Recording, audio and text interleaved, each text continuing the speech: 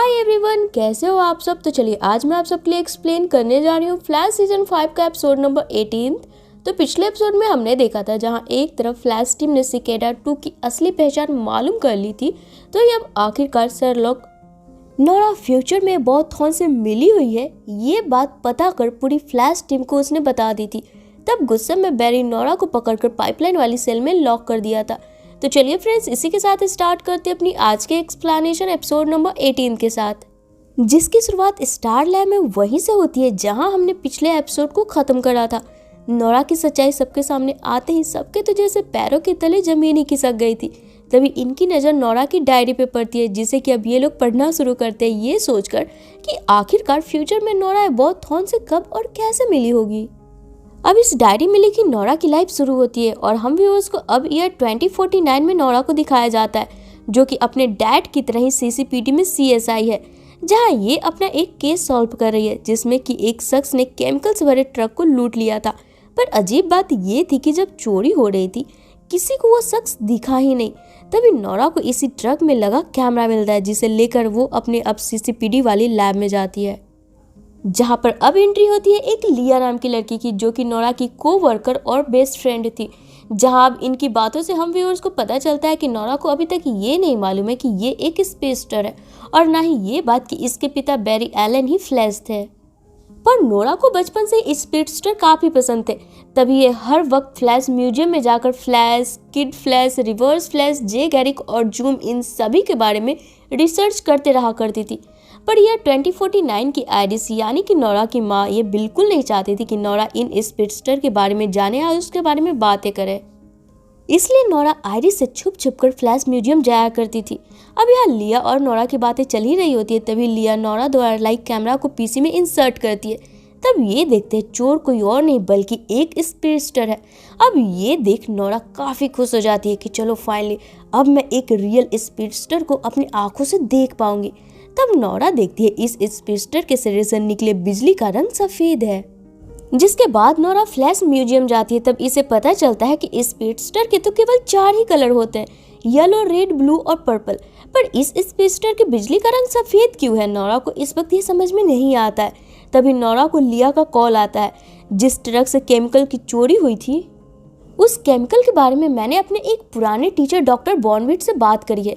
उन्हें शायद इस केमिकल का क्या होता है उन्हें पता है, इसलिए फौरन ही ऑलिन लेबोरेटरी पहुंचो, मैं वहीं आ रही हूँ, डॉक्टर बॉर्नविट यहीं मिलेंगे। जिससे सुन अब नोरा फौरन ही ऑलिन लेबोरेटरी पहुंचती है और डॉक्टर बॉर्नविट से केमिकल के बारे में बात कर जब लिया और नोरा लौटने लगते हैं तभी इन्हें यहाँ सफेद बिजली दिखती है, जो कि पहले तो डॉक्टर बॉर्नविट पर वार कर अब लिया और नोरा के सामने आता है और वो यहाँ अपनी खुद की पहचान गॉड्स ऑफ स्पीड बताकर नोरा पर एक जोरदार बिजली के झटके से वार कर यहाँ से भाग निकलता है, जिससे कि नोरा वहीं गिरकर बेहोश हो जाती है।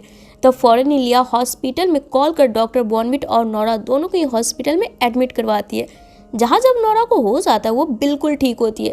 पर इस गॉड्स ऑफ स्पीड के झटके से डॉक्टर बॉर्नविट को आईसीयू में रखना पड़ता है। वही अब लिया नोरा को एक ट्यूब दिखाती है जिसके अंदर एक अजीब सी चमकदार चीज होती है और ये ट्यूब डॉक्टर को नोरा के चेस्ट से मिलती है। तब ये किसने और क्यों किया होगा ये जानने के बजाय नोरा इस बात पे खुश हो रही होती है कि आज इसने एक स्पीडस्टर को देखा, और चूंकि बचपन से ही इसने फ्लैश की बहुत सारी कहानियां सुन रखी थी, ये एक स्पीडस्टर को देखकर काफी खुश हो जाती है कि तभी यहाँ अचानक से लिया के हाथों से वो ट्यूब गिरने लगता है। तब हम नोरा को देखते हैं जो कि इसे पकड़ने का कोशिश करती है। तब अचानक से इसमें इतनी तेजी आ जाती है कि वो सीधे अब हॉस्पिटल के रूम से बाहर एक वैन में जा गिरती है, जहाँ नोरा देखती इसकी हथेली वाइब्रेट कर रही है। अब यहाँ चूंकि नोरा तो बचपन से इस स्पीडस्टर के बारे में सारी चीजें जानती थी, वो ये बात अपनी फ्रेंड लिया को बताती है कि अब नोरा भी एक स्पीडस्टर बन चुकी है, जहां अब ये दोनों सहेलियां इस बात पे खुश हो रही होती है कि उस वाइट स्पीडस्टर के झटके से नोरा भी अब एक स्पीडस्टर बन गई है। तभी यहाँ नोरा को सिटी बैंक में रॉबरी होने का अलर्ट मिलता है, क्योंकि ये भी तो सीसीपीडी स्टाफ ही थी। तब नोरा सोचते ये भी फ्लैश की तरह ही जाकर चोरों को पकड़ेगी, पर चूंकि नोरा के लिए ये पावर्स नहीं थी, वो चोरों को पकड़ने के बजाय खुद ही इधर उधर गिरते पड़ते हुए और उल्टा चोरों को भगा देती है, जिस पर अब निराश होकर नोरा लिया के पास वापस आ जाती है। तब ये दोनों सोचने लगते हैं कि आखिर नोरा को अपनी पावर्स को इस्तेमाल करना किससे सीख सकती है ये। तभी इनका ध्यान एबॉथ थॉन यानी कि रिवर्स फ्लैश पर आता है, जो कि इस वक्त आयरनहाइड जेल में लॉक है। अब चूंकि नोरा को अपनी पावर्स को कैसे इस्तेमाल करना है वो सीखना था, वो आज पहली बार एबॉथ थॉन से मिलती है आयरनहाइड जेल में, जिसे देखते ही एबॉथ थॉन की आंखें समझ जाती है कि ये लड़की एक स्पीडस्टर है। और जब नोरा अपना पूरा नाम नोरा वेस्ट एलन इसे बताती है, तब एबॉथ थॉन समझ जाता है कि ये तो फ्लैश की बेटी है। इसके बावजूद भी एबॉथ इस वक्त नोरा के कोई भी सवाल के जवाब देने से मना कर देता है। तब यहाँ पर जेल में मिलने का वक्त खत्म होते ही गार्ड नोरा को यहाँ से लेकर जाने लगते हैं।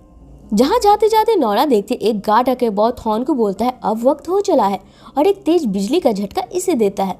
अब यहाँ के बाद नोरा वापस से लिया के पास पहुँचती है। तब लिया नोरा को बताती है वो ट्यूब जो कि नोरा के चेस्ट से निकली थी, दरअसल उसके अंदर चिप थी स्पीड डैम्पर करने वाली, यानी कि नोरा बचपन से ही एक स्पीडस्टर है, बस इस चिप के जरिए इसकी पावर्स ब्लॉक पड़ी थी और इस चिप को 25 साल पहले स्टार लैब में बनाया गया था।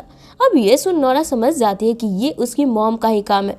तब नोरा काफ़ी उदास हो जाती है। तब नोरा का मूड फ्रेश करने के लिए लिया इसे जीटर कैफे ले जाती है और इस चिप पर से इसका ध्यान भटकाते हुए नोरा को उस केमिकल के बारे में बात करने लगती है जो कि वो गॉड्स ऑफ स्पेस चुराने में लगा था।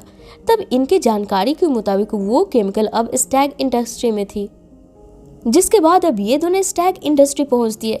पर तभी यहाँ इनके सामने गॉड्स ऑफ स्पीड वापस से आ जाता है। तब इस बार नोरा इसका ध्यान भटकाने की कोशिश करती है अपनी स्पीड से, और लिया केमिकल वाली टैंक छुपाने की कोशिश कर रही होती है। तभी गॉड्स ऑफ स्पीड गुस्से में नोरा को छोड़कर अब लिया की जान ले लेता है और फिर टैंक लेकर यहाँ से फरार हो जाता है। अब यहाँ पर अपनी आंखों के सामने अपनी बेस्ट फ्रेंड की लाश देख नोरा काफ़ी रोने लगती है और फिर मायूस होकर अपने घर पहुँचती है। जहाँ जब आयरिस इससे बात करने की कोशिश करती है, नोरा इसे डैम्पर चिप दिखाते हुए गुस्से में यहाँ से चली जाती है, ये बोलकर कि आप दुनिया की सबसे बुरी माँ है, आपने जानबूझकर मेरे पावर को ब्लॉक करने की कोशिश करी। और इसी के साथ ये कहानी अब प्रेजेंट में आ जाती है, जहाँ अब नोरा के बारे में इतनी सारी बातें जानने के बाद आयरिस भावुक हो जाती है और नोरा के पास जाकर उसे आज़ाद करके कॉर्टेक्स में लाती है और फिर आगे की कहानी इसे खुद सबको बताने बोलती है। जिसके बाद से अब कहानी वापस से फिर से वहीं पर आ जाती है जब नोरा यहाँ से निकलकर सीसीपीडी पहुँचती है। तब लिया के बॉडी पर मिले डीएनए से इसे मालूम पड़ता है कि गॉड्स ऑफ स्पीड का असली नाम ऑगस्ट हार्ट है, जो कि पहले मरकरी लैब में इंटर्न था, पर चोरी करने के कारण इसे कुछ दिन पहले वहाँ से निकाल दिया गया है। अब इतना जानने के बाद नोरा वापस से फ्लैश म्यूजियम जाती है और सभी स्पीडस्टर के बारे में चेक करने लगती है। तभी इसकी नज़र जूम और एक और मरकरी लैब के स्टाफ पर पड़ती है, जो कि वेलोसिटी 9 नाम के सीरम से अपनी स्पीड बढ़ाई थी पास्ट में, इसलिए उनका speed colour red, blue, yellow या पर्पल नहीं था। यानी कि ये जो गॉड्स ऑफ स्पीड है ये वेलोसिटी 9 लेकर ही एक स्पीडस्टर बना है। अब ये देख नोरा को लगता है इसकी मदद सिर्फ और सिर्फ एबॉथ थॉन ही कर सकता है अब, क्योंकि उसे ही एक स्पीडस्टर के बारे में सब पता है। जिसके बाद अब नोरा वापस एबॉथ थॉन के पास जाती है और इसे रिक्वेस्ट करती है कि वो इसकी मदद करे, क्योंकि उस गॉड्स ऑफ स्पीड ने इसकी बेस्ट फ्रेंड की जान ले ली थी। अब ये सुने एबॉथ थॉन इसकी मदद करने को तैयार हो जाता है। जिसके बाद अब नोरा एबॉथ थॉन के इंस्ट्रक्शन पे गॉड्स ऑफ स्पीड के अगले टारगेट वाली लैब में जाती है और फिर जैसे यहाँ गॉड्स ऑफ स्पीड पहुंचता है वो उसे अपने पीछे लाकर एक लेबोरेटरी के सैटेलाइट के सामने लाती है, जिसके सामने आते ही ऑगस्ट की स्पीड सैटेलाइट के करंट वेव से कांस्टेंट हो जाती है, क्योंकि वेलोसिटी 9 में मौजूद मॉलिक्यूल सैटेलाइट के वेव करंट के सामने इक्वल पर जाता है।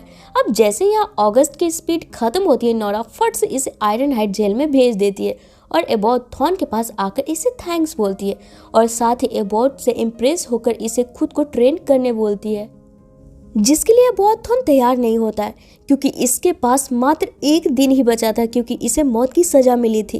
अब ये कब और क्यों मिली थी इसके बारे में एबॉथ नोरा को कुछ भी नहीं बताता है, पर आखिर में बड़े ही आराम से वो नोरा से पूछता है, फ्लैश के बारे में कितना जानती हो?